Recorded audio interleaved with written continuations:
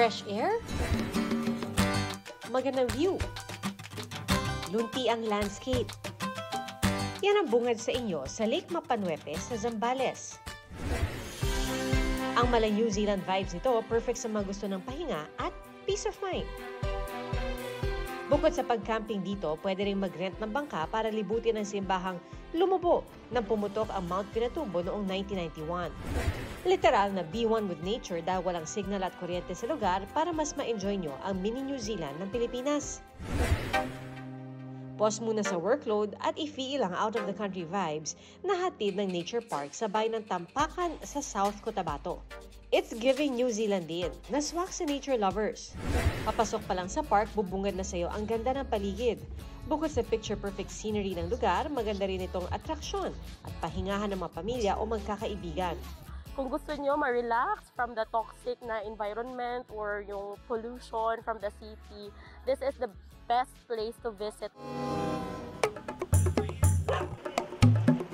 Is it Philippines kung walang lumpiang Shanghai? Pero wag ka dahil may kakaibang fusion ng paborito nating pagkain sa bayan ng Calasiao sa Pangasinan, ang ulam na munggot galunggong.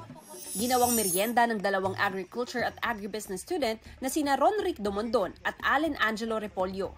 Get ready for galunggong with munggo Shanghai.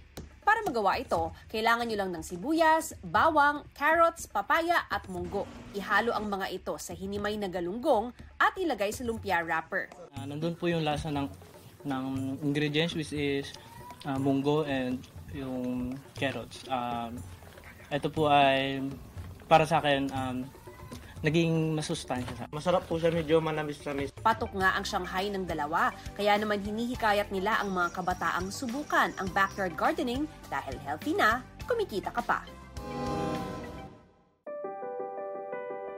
Breathtaking sunset, Instagrammable tambayan at food trip destination, lahat ng yan libreng ma-enjoy sa Sunset Park sa Minalin, Pampanga. Dati itong dike na ginawang all-in-one pasyalan. Tsak na picture perfect ang tulay na puno ng pailaw habang nagkukulay kahel ang langit. At tulad ng Love Lux sa South Korea, pwede mo ring selyuhan ang forever love sa pagkandado ng Love Lux sa railing ng tulay. Busugin ang tiyan sa dami ng pagkain at inumin. Maganda po, nakakapag ng family bonding. Maganda kasi tinaw naman pagdaan mo dito, maraming pagkain, tapos nature. Bukas ang parke mula alas 5 ng hapon hanggang alas 10 ng gabi.